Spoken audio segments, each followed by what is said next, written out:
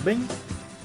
Então, continuamos a nossa aula 5. Agora nós vamos para o terceiro módulo, né, da aula 5, a terceira parte, falando sobre as principais ameaças para a segurança da informação na sociedade. Tá? Temos que ter essa visão do que ameaça o nosso negócio, o que ameaça a nossa produtividade, o que ameaça o nosso cliente, o que ameaça nossas relações, tá? Sempre focado em tecnologia, porque hoje a informação ela está disseminada em todo o comportamento da humanidade. Então ela vai além daquele formato tradicional que você tem da matéria. Ela participa hoje do mundo eletrônico, do mundo virtual. Então, para falarmos de ameaça, nós precisamos identificar, por exemplo, quais são as vulnerabilidades que tornam essa ameaça um risco para o negócio. Tá? O técnico de computação gráfica ele tem que ter essa noção e tratar os conceitos de vulnerabilidade e ameaça para não causar o risco, para não causar o prejuízo. Por isso que a gente vai segmentar a nossa segurança da informação, principalmente na ameaça, que vai fazer minimizar os potenciais prejuízos de um ataque cibernético ou de falhas na segurança da informação. Então, a vulnerabilidade são os pontos fracos, tá, pessoal? A vulnerabilidade é aquele que pode ser explorado para que uma ameaça seja concretizada. Então, você compartilhar a senha do banco é uma vulnerabilidade. Você não pode fazer o compartilhamento da sua senha de banco ou da sua senha do seu celular ou de alguma ou saber de um ponto fraco do seu cliente e sair distribuindo ou sair publicando ele porque ele é uma ameaça para você e para o seu cliente também. Então você tem que ter a situação de que se você compartilhar a senha do banco, que é uma vulnerabilidade, que é algo que você conhece, ela vai provocar o roubo do dinheiro. Ele vai provocar um acesso indevido na sua conta, que pode ocasionar um risco, que seria o prejuízo financeiro e incalculável. Tá? Você tem aí alguns tipos de ameaça. Essa ameaça ela pode ser intencional, ela pode ser não intencional e ela pode ser natural. As ameaças intencionais são aquelas que causam danos, aquela que existe ou que ocorre diretamente. Tá? Quando a pessoa quer fazer causar aquele prejuízo. Então ela sabe que ele é intencional. Muitas vezes, roubo na nossa área de técnica de computação gráfica, nós temos a propriedade intelectual. Você desenvolve uma campanha ou desenvolve um produto para um cliente seu. Vem uma outra agência ou vem alguém e copia aquilo ali. Aquilo ali foi intencionalmente. Tá? Então, as formas que ele vai utilizar, a gente vai ver posteriormente, que podem ser através de malwares, que são softwares maliciosos, ou podem ser através de engenharia social, que vão provocar danos às relações do seu negócio. Tá? E ela pode ser não intencional. O seu funcionário estava indo entregar o projeto para o cliente e acabou esquecendo a pasta com o protótipo num banco do metrô, ou esqueceu dentro do Uber, ou esqueceu de alguma forma. Ele perdeu aquilo ali. Foi sem intenção. Tá? De repente ele estava passando, aí caiu as informações. Então foi sem intenção. Ou ele deixou um equipamento aberto com a senha digitada. Foi sem intenção. Ou por causas naturais. Caiu um raio na sua empresa. Opa, perdi todos meu material. Teve uma ventania, destelhou o meu ambiente ali, ou a janela estava aberta e molhou todos os documentos. Tá? Então são causas naturais, são os fenômenos da natureza que vão impactar ou vão ser ameaças para o seu negócio. Nós vamos nos restringir aqui às situações, principalmente as intencionais, tá? Que provocam podem provocar os riscos e prejuízos financeiros para o seu negócio, tá ok? Aqui, então a ameaça ela é potencial.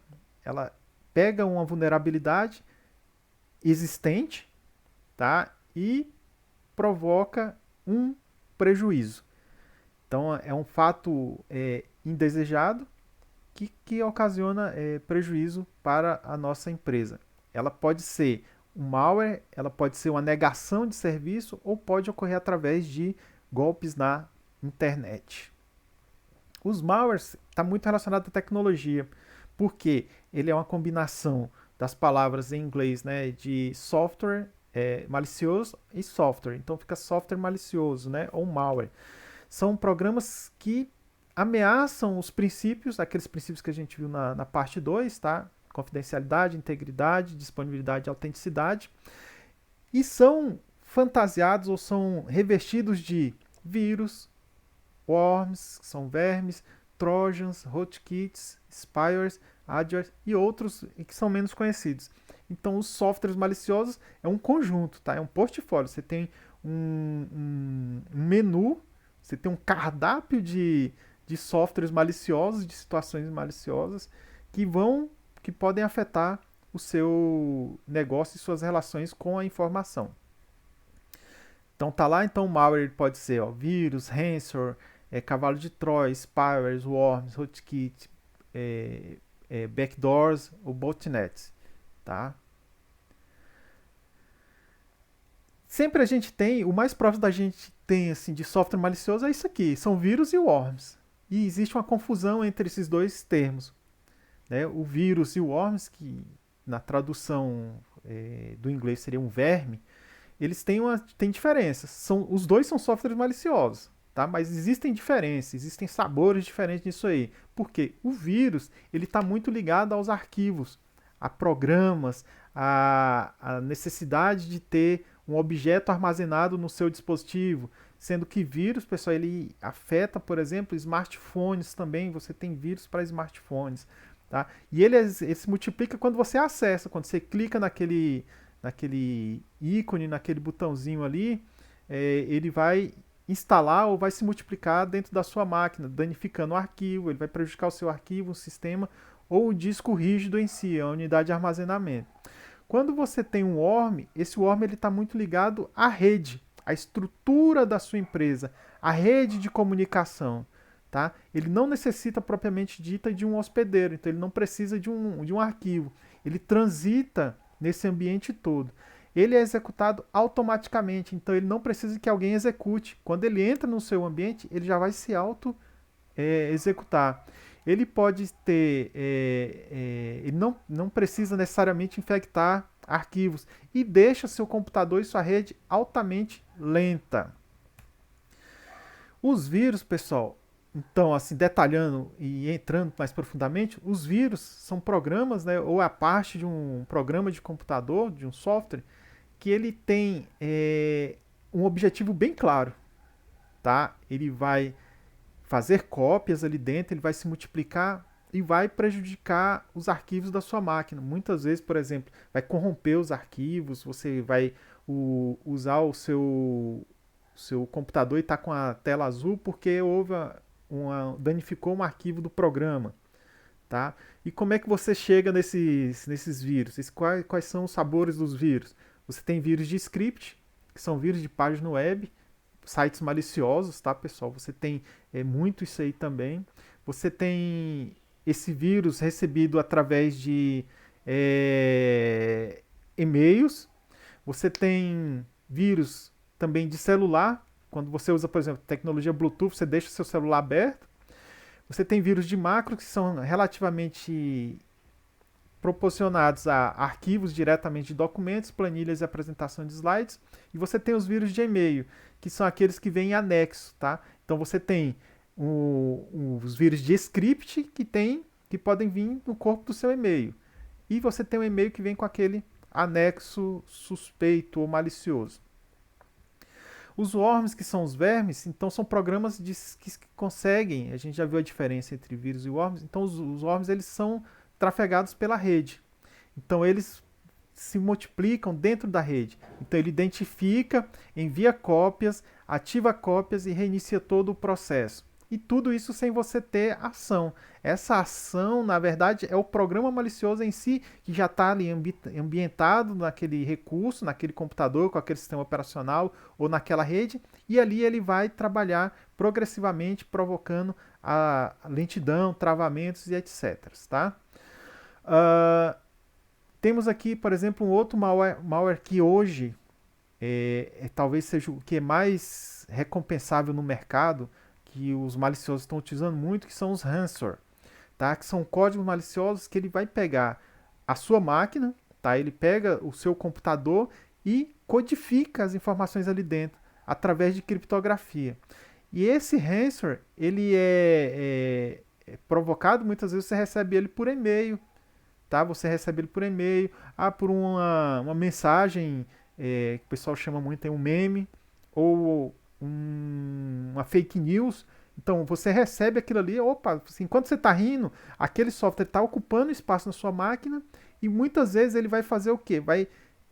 Você não vai perceber ali naquele momento, mas no próximo inicialização, quando você ligar, vai aparecer uma tela vermelha dizendo que aquele computador foi sequestrado, que aquelas informações só estarão disponíveis para você se você pagar um resgate. E esse resgate geralmente é pago em via de bitcoins. Tá? Então preste muito bem atenção no que você anda manipulando na internet. Você pode estar manipulando enquanto você está rindo ali daquela situação ou lendo uma mensagem falsa. Está sendo instalado no seu computador um software malicioso que vai te causar um prejuízo enorme, tá? Nós temos aí também os Trojan Horse, que são os cavalos de Troia, tá? Bem da filosofia grega mesmo, aquele que você montou um grande cavalo, botou soldados dentro, invadiu com a pessoa achando que era um presente, tá? E na verdade, dentro daquele cavalo gigante, tá? Estavam os soldados. Então eles invadiram e conquistaram todo aquela civilização ali, tá? O objetivo então natural do cavalo de Troia é justamente se enganar, se disfarçar num programa inofensivo e ocupar o espaço. Você baixa, por exemplo, um programa lá, um antivírus, muito, hein, pessoal? Se liguem nessa aí. Você baixa um antivírus desse popular, comum. Quando você vai num site malicioso, ele vai dizer que tem o mesmo antivírus lá. E você baixa achando que está baixando o original, você baixa um antivírus falso. Ele vai fazer ali o básico, mas em compensação ele pode estar deixando portas e brechas na sua máquina para que outro tipo de software invada e possa controlar o seu computador. Então, tomar muito cuidado. Por quê? Também temos os backdoors. São softwares maliciosos que vão abrir portas, tá? Então eles trabalham, eles não são igual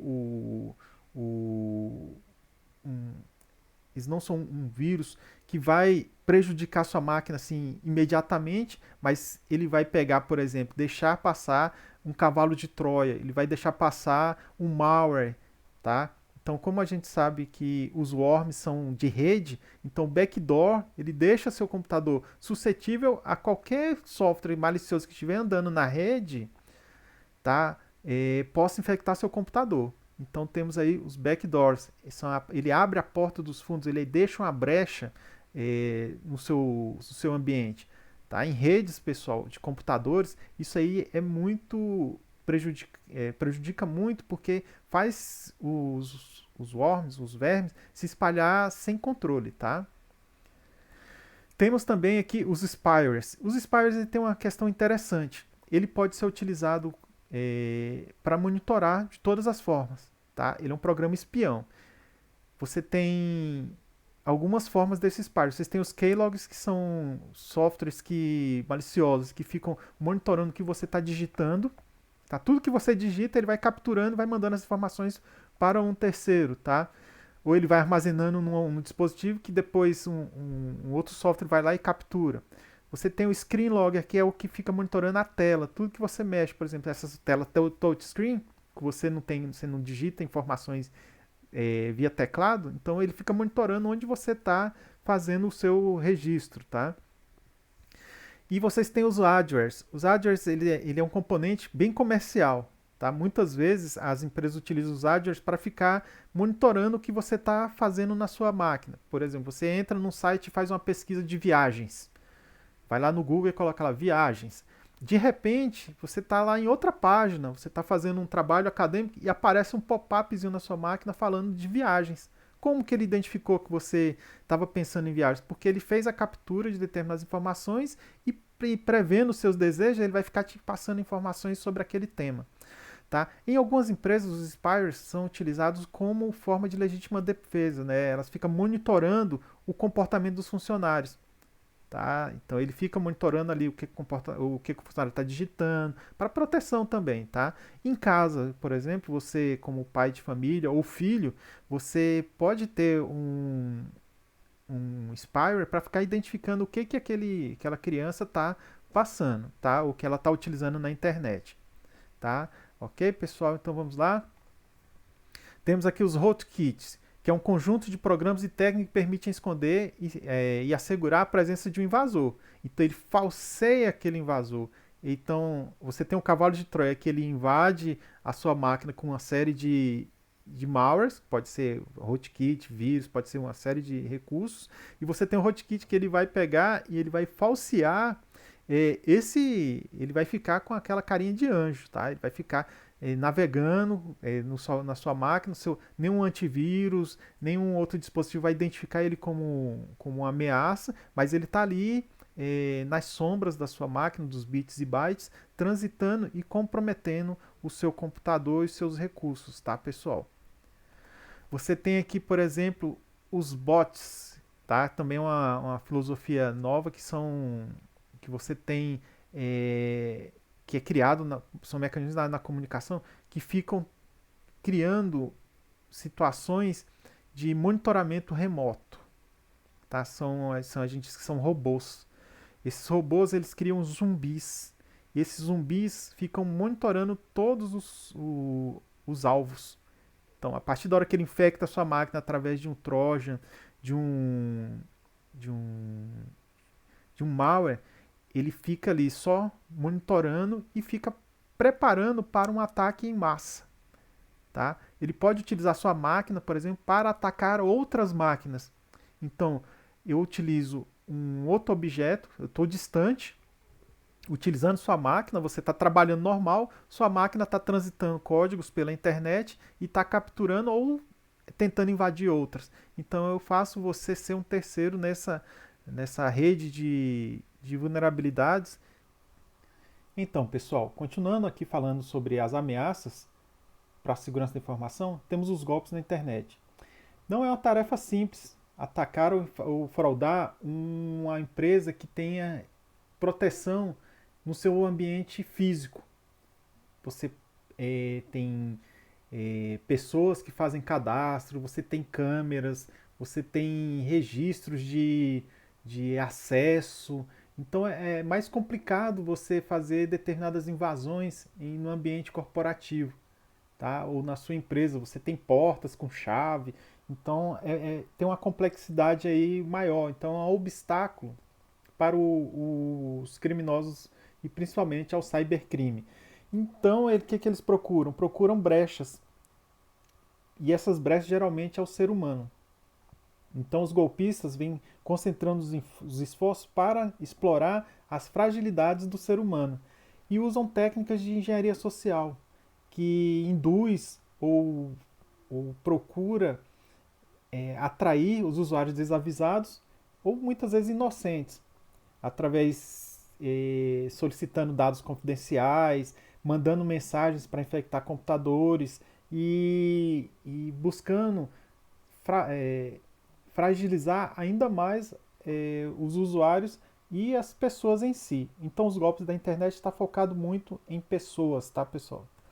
Olha só, eles então vão transitar dentro da engenharia social através de técnicas de phishing, através das fraudes comuns, técnicas de farm e através das fake news ou boatos, tá? Os phishings é o tipo pelo qual o criminoso ele manda uma mensagem para você, você recebe e ele fica somente capturando os dados que são trafegados ali com a intenção de causar um prejuízo. Por exemplo, ele que captura sua lista de contatos do seu celular, do seu smartphone. e depois ele vai utilizar isso aí para mandar para as outras pessoas fazendo como se fosse você. Tá? Então o golpista ele joga uma isca, você recebe e depois vai abastecer ele com informações privilegiadas. Tá? O contexto do phishing hoje ele é um atrativo muito grande, por exemplo, para um malware chamado ransomware. Tá? Então ele manda um phishing, captura informações e depois ele manda um ransomware para você. Tá? E você vai ter aquela situação de ter que pagar um resgate pelas informações. Tá? Nós temos aqui, por exemplo, os golpes. Outro golpe na internet é os farms, que é você entrar num site achando que ele é um site verdadeiro, só que é um site fraudulento. Tá? Ele, através de determinadas informações, ele percebe que você faz transação com um determinado banco. Então ele vai, quando você acessar o site daquele banco, você vai achar que está naquele site, mas você estará acessando uma página que vai pedir sua conta bancária, vai pedir sua senha, muitas vezes vai pedir outros dados. Então, vai pedir CPF, vai pedir nome de pai, mãe. Ele pede, por exemplo, o código do seu cartão de crédito. E você coloca. Então, inocentemente, você está fornecendo informações para um golpista que vai utilizar aqueles dados ali para cometer fraudes ou fazendo compras no seu nome. Temos aí as fraudes. As fraudes, elas são mais velhas do que a humanidade, né, pessoal? Eles dizem que, inclusive no Jardim do Éden, a Eva caiu numa lábia, né, no caso da serpente, para comer o fruto proibido. Então, fraude, isso aí é mais antigo do que andar para frente. É uma relação que é indução. Então, você vai tratando, a pessoa vai te cercando de uma situação que você vai abastecendo ela com dados confidenciais da sua empresa. Você fez um acordo com um cliente e a fraude começa você passando dados dessa relação. Quem são seus clientes, qual o seu faturamento, como que você está levando o projeto, qual o software que você está utilizando, quais os prazos que você tem, qual é a técnica que você vai utilizar. Então ele vai abastecendo dessas informações para depois cometer crimes. Tá? Ele pode roubar, por exemplo, sua lista de contatos. Ele pode interceder junto ao cliente e falar assim, não, eu estou falando por fulano de tal. E todo mundo ser envolto de uma fraude eletrônica e virtual com a possibilidade de uso de informações confidenciais. Temos aqui, ó, por exemplo, fake news, né, que é muito tratado no momento, que são boatos. É uma mensagem que possui um conteúdo alarmante ou falso. Tá? Por meio, então, de determinadas observações, você vai perceber que tem algumas coisas que são bem, bem grotescas. Você vai espalhando dados de pessoas ou informações que não tem, ainda mais nós estamos no período de trânsito comum da informação. Então é muito comum você ver aí mensagens mentirosas e falsas trafegando no seu smartphone, nas redes familiares, nas redes corporativas. Então você tem muito essa questão das fake news. Então, como evitar esses boatos, essas fake news? Isso aí é uma rede. Nós já vimos ali o tanto que é perigoso você estar participando desse movimento. Tá? Isso aí, inclusive, tem algumas questões de crime. Então, a ameaça nas fake news que nós temos junto com essas notícias falsas e os boatos que circulam são códigos maliciosos que podem vir dentro dessa simples mensagem. Como é que você faz para evitar? Não compartilhe. Percebeu que é algo diferente do seu dia a dia, do seu cotidiano? Não compartilhe. Principalmente nós que somos empreendedores, vamos ser empreendedores futuramente, ou funcionários públicos, ou pessoas mesmo na sua família, no seu dia a dia, temos que evitar isso aí para proteger a sua reputação. a sua própria reputação. Imagine sua empresa está ligada a um fato malicioso. É prejuízo na certa. Espalhar desinformação. É comum você pegar aquelas correntes de notícias que vão se deteriorando no decorrer do tempo, elas vão se modificando. A notícia começa de um jeito, vai terminando, vai mudando a sua formatação, o conteúdo e chega na sua mão. Como é que você vai identificar o que é uma desinformação? É procurar as fontes originais. Se está citando um jornalista, se está citando uma fonte, um livro, uma manchete, algum panfleto, alguma coisa assim, procure sempre as fontes originais. Tá? A outra ameaça nas fake news é ocupar espaço nas redes sociais e e-mail. O tanto de entulho que tem vai servir de quê?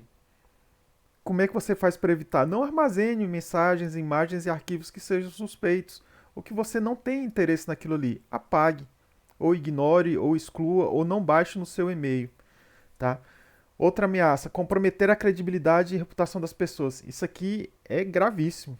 Sua empresa, você como pessoa jurídica, ou mesmo pessoa física, tem que evitar ao máximo estar ofendendo as pessoas pelas redes sociais.